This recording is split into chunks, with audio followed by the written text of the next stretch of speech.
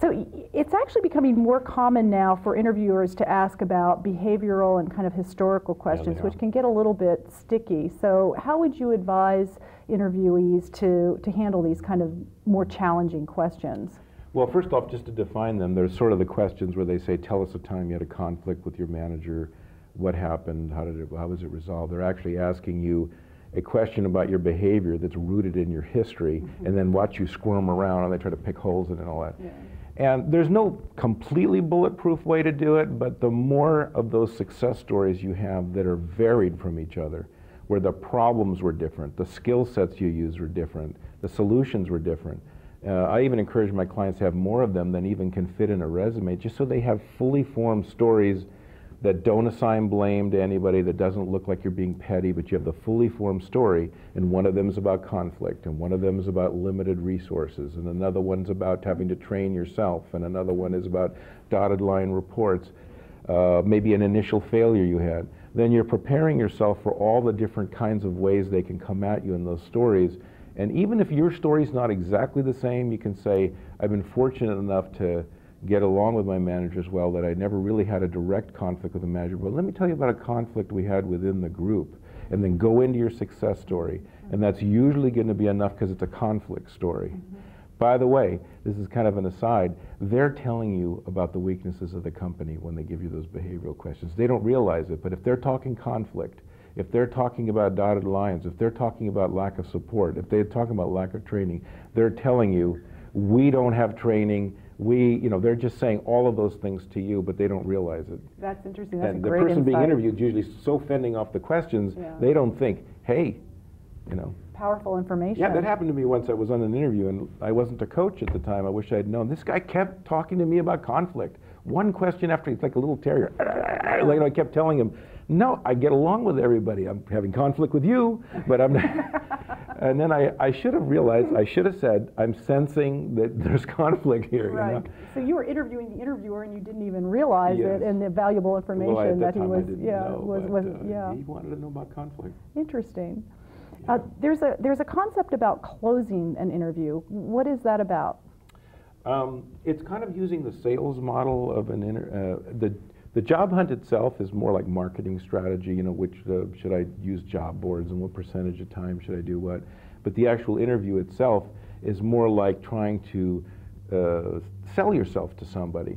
And I encourage my clients, even though it's not intuitive to them, to, if it's really a good match, at some point say, I think we really have a good match here. You're looking for somebody that can do ABC, and I can do ABC, and you kind of recapitulate and demonstrate it again with stories and say, so I think we really have a good match here. Do you have any reason to doubt that at this point? And what that is you're asking for the job, you're saying we have a match, and you're inviting objections, which is what salespeople do. You're essentially saying, and this is counterintuitive, hit me with your best shot. Because what you want is you want to deal with whatever concerns they have while you're in the room. You don't want to leave the room, skate through the interview, and have them say, I don't think he has enough experience. You'd like to get them, make that eye contact and say, do you have any remaining doubts about this? So they'll say, well, frankly, Steve, I don't think you have enough experience. And then you can defend. I mean, you can use your stories, you can do that. So closing is just basically asking for the job and asking them to give you whatever objections they have.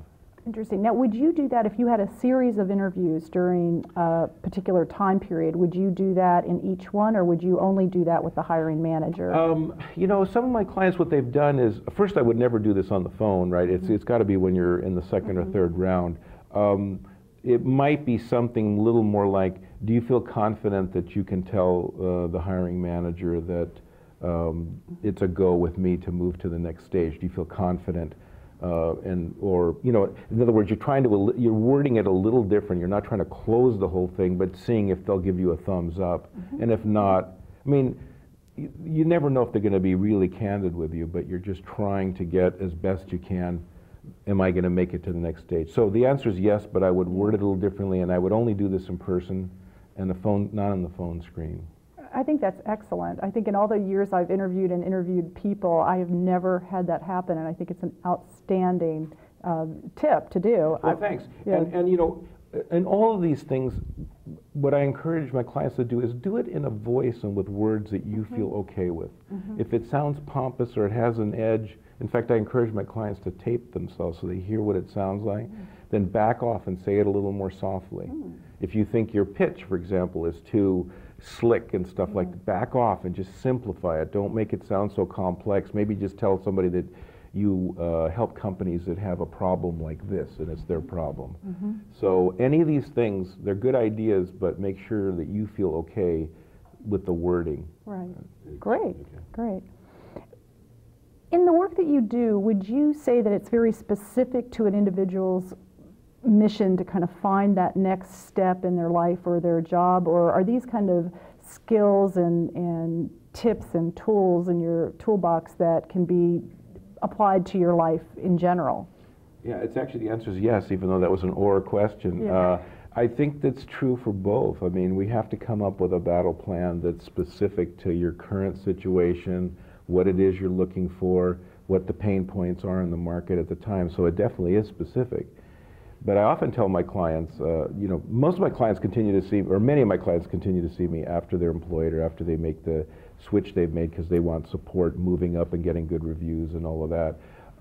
So the things we teach are more like giving somebody, instead of giving somebody a fish, really teaching them to fish, learning how to network, learning how to interview, learning how to communicate your value, learning how to negotiate, learning how to do good business communication, whether it's an email or whatever form, resume, cover letter. So yes, they're lifelong skills. It's just that at any point in time, you have to get specific and tactfully go after, tactically, Yeah. I guess, go after the specifics. So it's both. Yeah, good.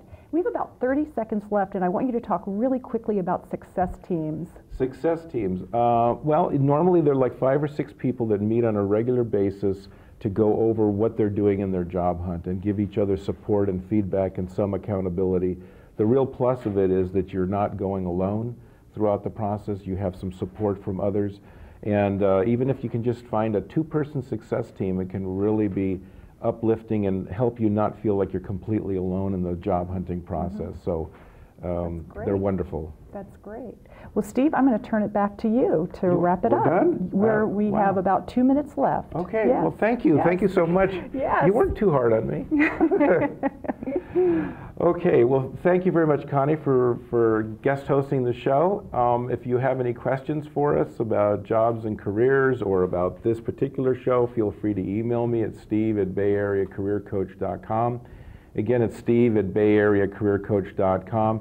And do check out the website where you'll find the 12 keys to getting a great job. You can find out about the networking teaching that I do, how I help people, and the coaching that I do. You can also access the websites or content information if anybody's ever been on the show, so they can go to mypetstreet.com, right? Yes. And find out about all this good information to take care of our pets. Absolutely. Right? And the website again is www.bayareacareercoach.com. Again, it's www.bayareacareercoach.com.